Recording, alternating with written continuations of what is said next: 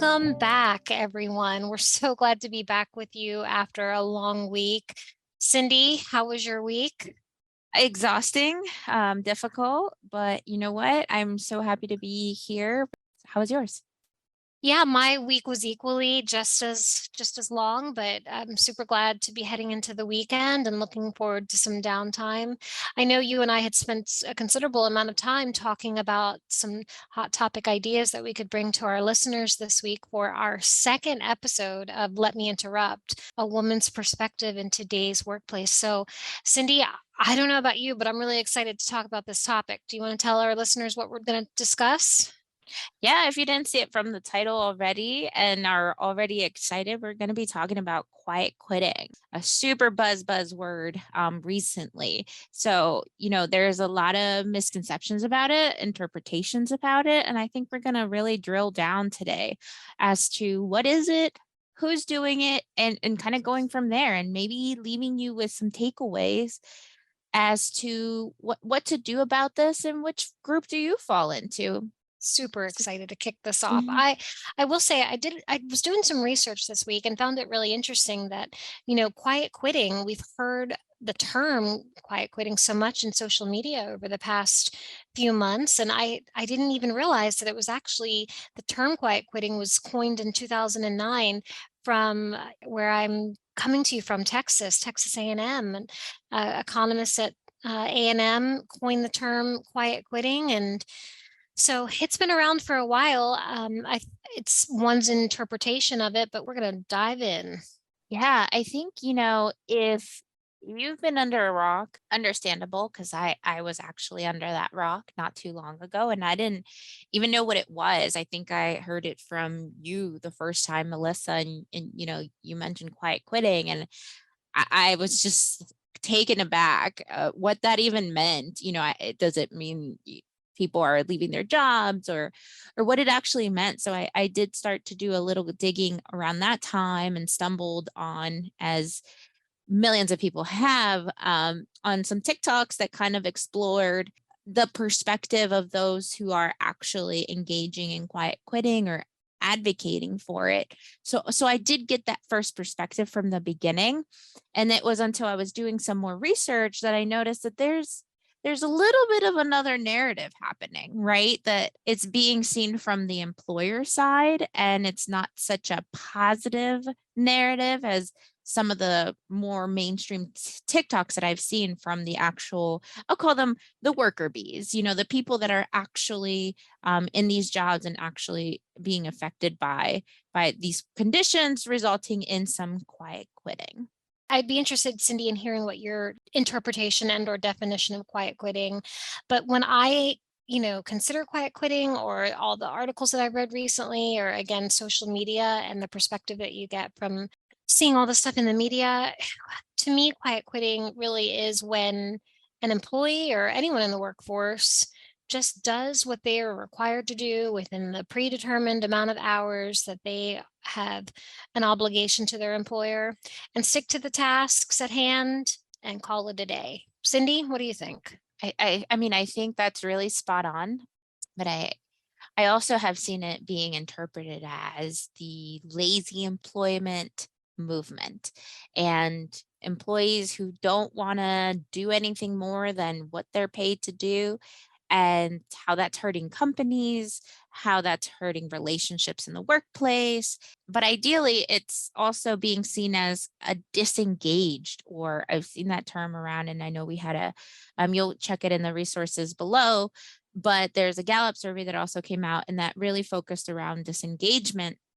And I think that, to me personally, I see quiet quitting as what you described, creating a healthy work life balance where what you are being paid to do, you do, and you can do well. And what is beyond that is not something that you are really open to doing for free. And I think that's fair, you know? I don't know. How do you feel about that? No, I agree. I think it's fair. I think that, for me personally, I struggle.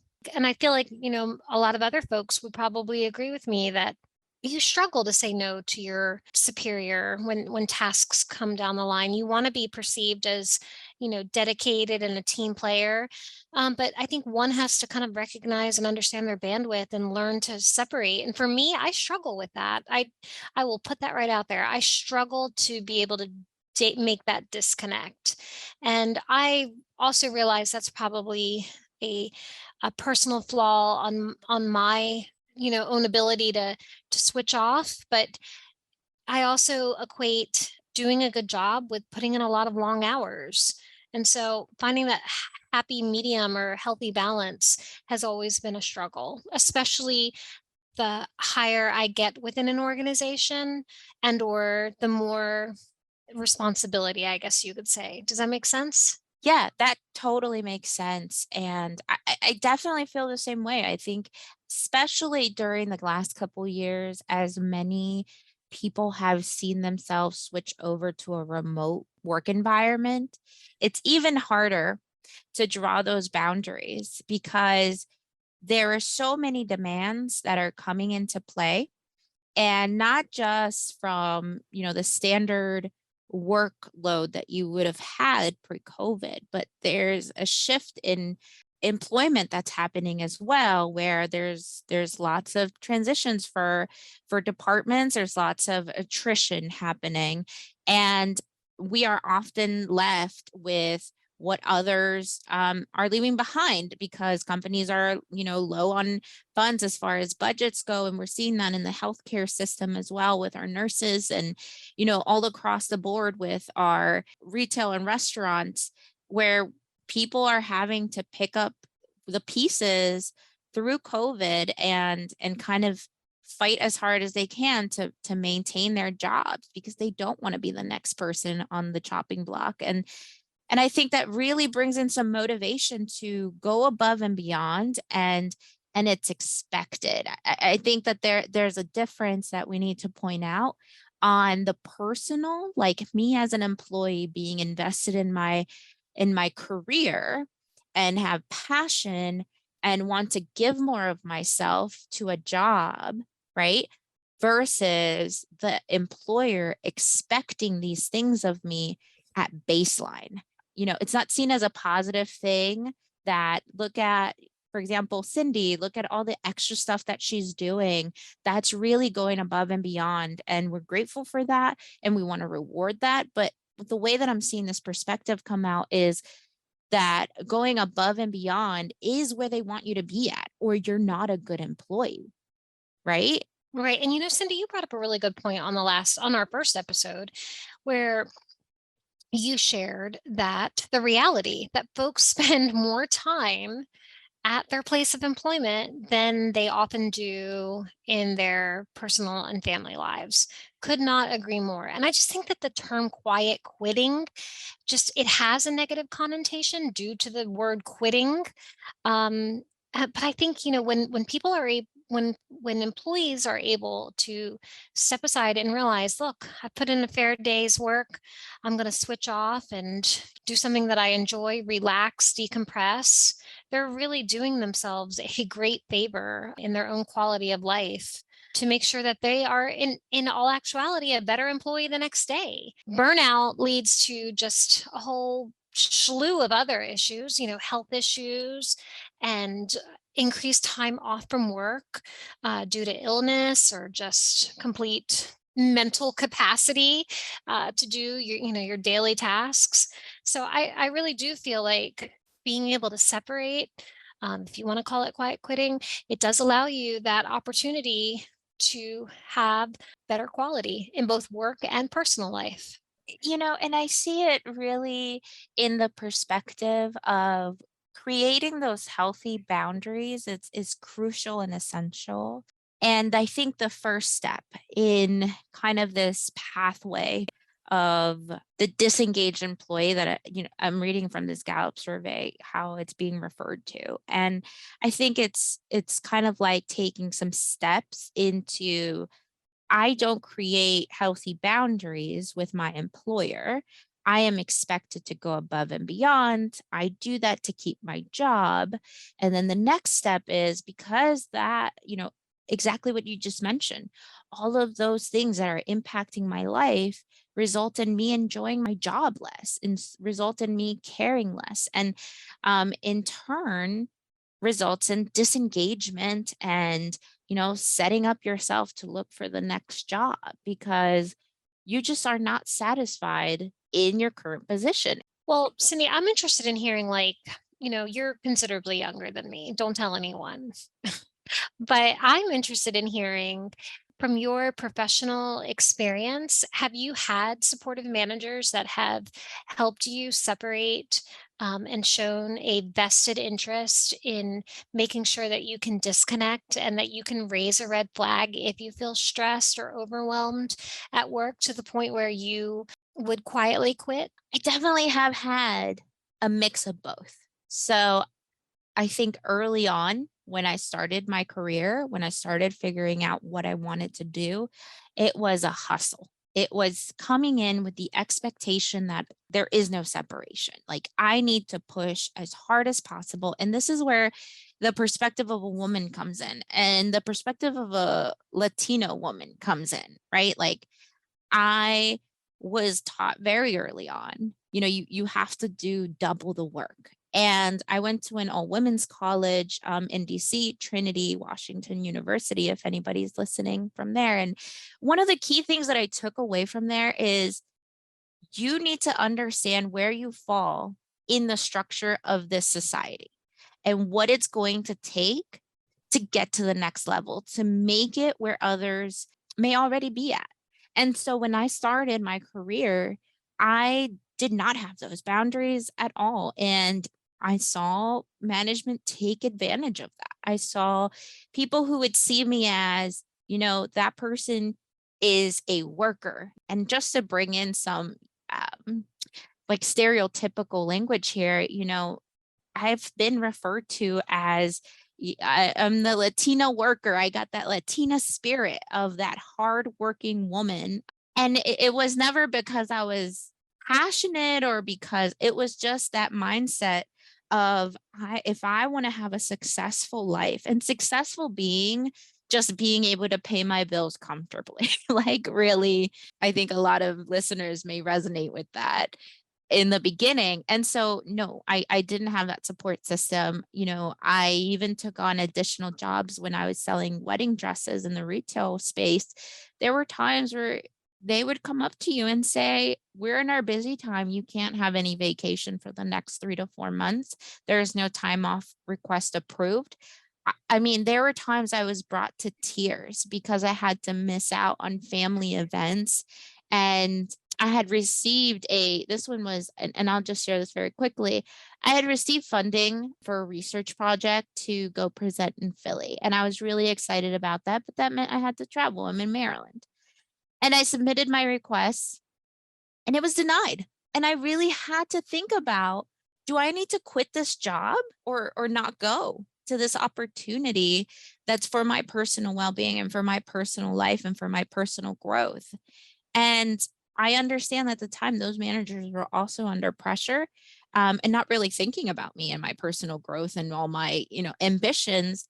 But I remember calling in and leaving that job. And I was in university. I knew that I was going to get another job eventually, but there are people who don't have those safety nets, who that job may be what's providing for their family, and they have to make those decisions of sacrificing personal self to hit these marks of above and beyond and not being understood. I completely relate. So, you shared with our listeners about having difficulty finding your way as a Latino woman in the workforce. For me, I had to have the single mom hustle, right? Two jobs, sometimes three. I recall working at an organization where for 10 years, when I was with them, for 10 straight years, I worked every Christmas because it was required of all nurses, whether it would be 4 hours or 6 hours, you were there. I completely understand and can very much relate. It's just a really tough spot to be in. And I feel like the older you get and the further along in your career, the more it comes into perspective that, time is extremely fleeting and it goes by. Although it feels slow, it really does go by in the blink of an eye, and you wanna be able to look back and say that you gave all of yourself to your family and the things that were important to you outside of the workplace. To me, I see it as a revolution for work life balance. And I am on board. I can't say, I think some of you may have seen TikToks where, it's employees kind of saying, like, it's 5 o'clock. I turn off my computer and I walk away. That's not realistic. And the reality of it is that if it is realistic for you and your, relationships in your job, then great for that specific situation. But in my experience, that is just not feasible. And you have to be able to be flexible. So I am of the mindset of that's where the managers kind of need to be pulled in and trained in kind of putting limits on that, being able to say, here's how much I'm willing to take from this person. And understanding that although the productivity of your business may go down because working the extra 2 hours may help your business, but it may help your employee much more and keep them for a much longer time and save you in the end the money you're going to spend to train someone new. So, Cindy, I'm listening to you and I've got a lot of thoughts here. Let's discuss how to open up a conversation like this with your manager. You and I are kind of in a unique position where I happen to hold, a management position, and you don't have direct reports, right, Cindy? No, no. Okay.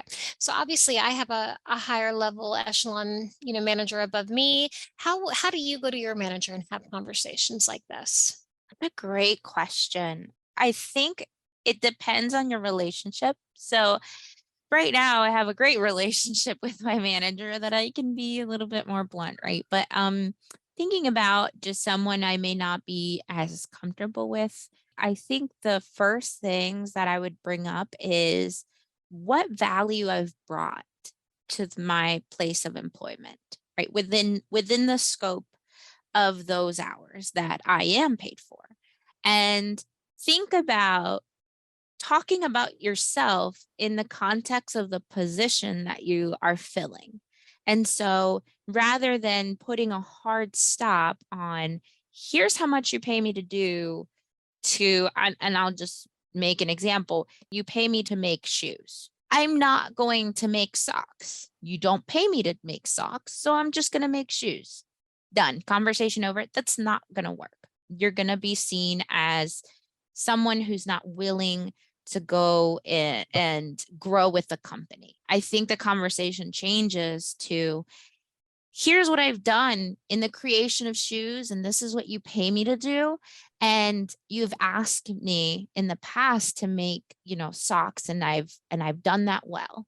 And I think we need to reevaluate, what is a position that this company really needs, for someone like me to do both.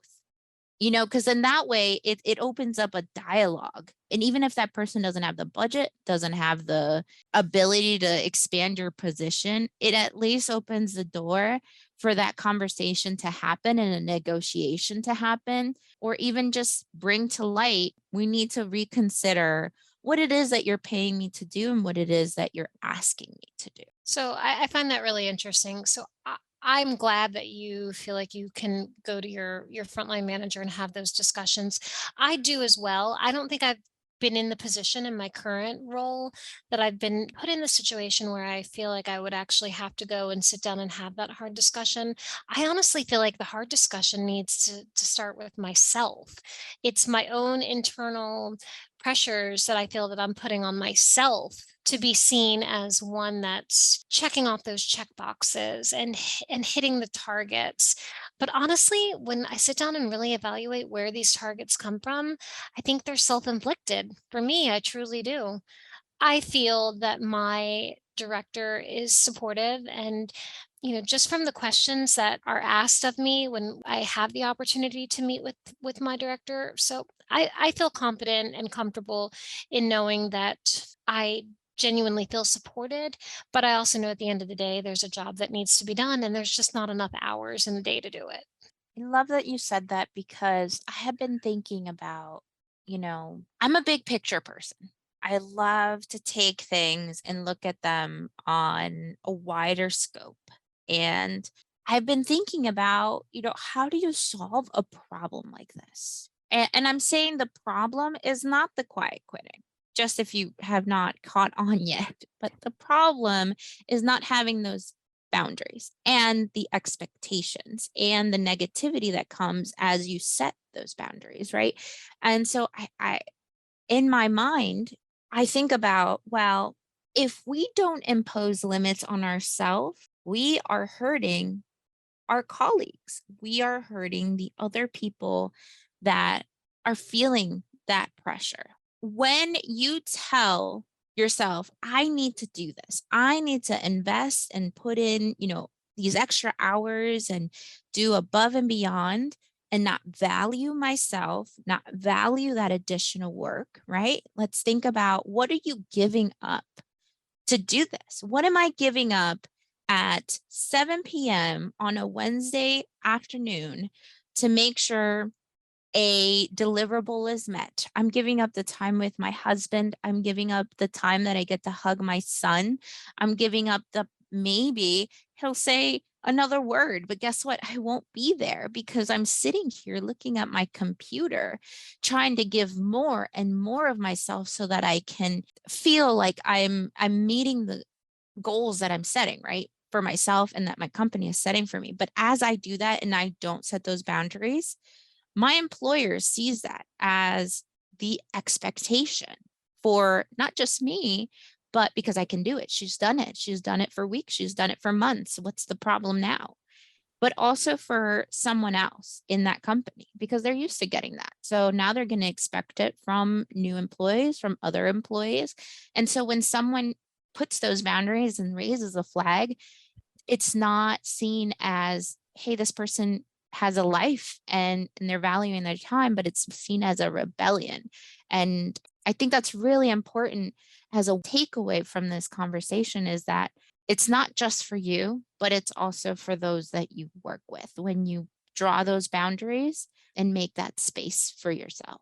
Couldn't agree more. I mean, you said that so eloquently. And I really do think that at the end of the day, when all is said and done, you really are doing an injustice to your employer when you cannot make that mental switch off.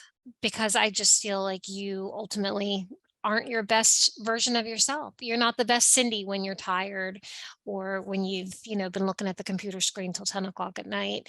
And honestly, employers today, if this is the wake up call for employers, you want the best version of your employees. You want your workforce to be happy and you want your workforce to want to come to work every day.